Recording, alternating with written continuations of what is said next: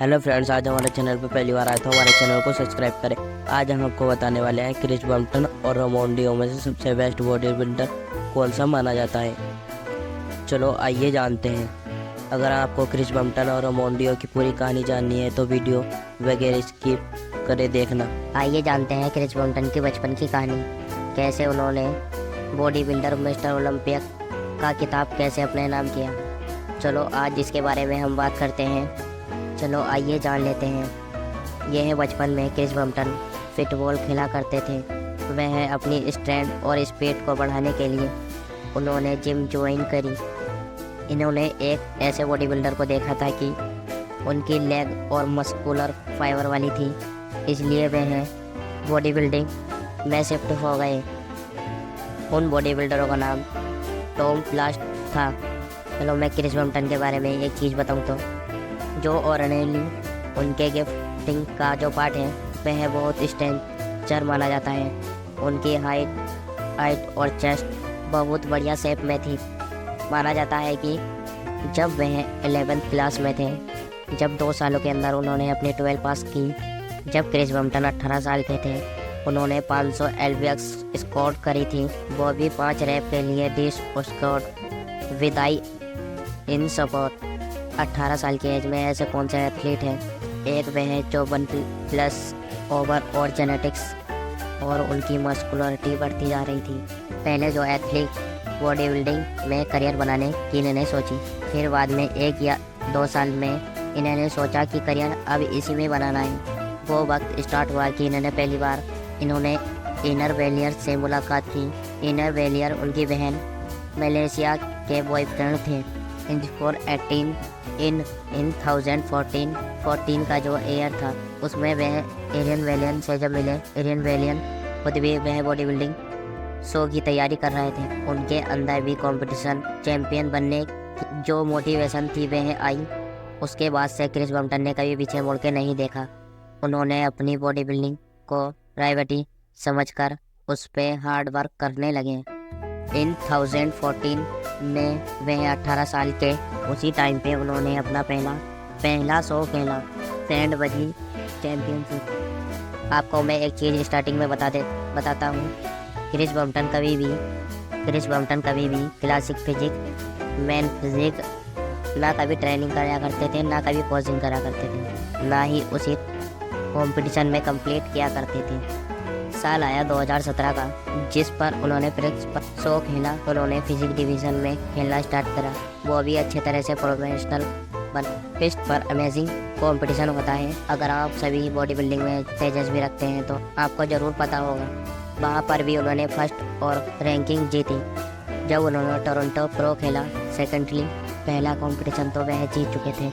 उसके लिए mister Olympic के लिए क्वालिफाई भी कर गए थे।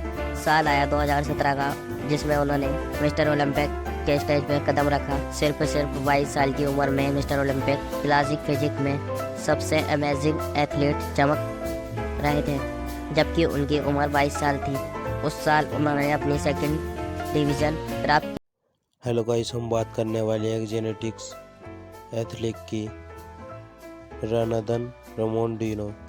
इस साल की सेकंड प्लेस पर आए थे रोमोंडिनो, और 2021 में और 2022 में सीरियल सेकंड प्लेस पर आए थे रोमोंडिनो। जिस स्पीड से रोमोंडिनो अपनी प्रोफेशनल दिखा रहे हैं, बहुत लोग ऑलरेडी इनके फैन हो चुके हैं। आप में भी बहुत लोग इनके फैन होंगे, क्योंकि सभी का डायरेक्शन इनके फोरआर्म्स पर जाता है। क्योंकि इतने बड़े फोरआर्म्स आज तक किसी बॉडी बिल्डर के नहीं देखे गए। इन्होंने अपने फोरआर्म्स पर इतनी कठिनाइयाँ भरी मेहनत की है, जब जाकर इनके फोरआर्म्स बने। रोमोन के पास इस बैलेंस बॉडी स्ट्रक्चर कहते हैं। इस बारे में बात कर रहे हैं कि रोमोंडिनो जीत चुके हैं। साथ में रोमोंडिनो के स्ट्रगल के बारे में भी बात करेंगे।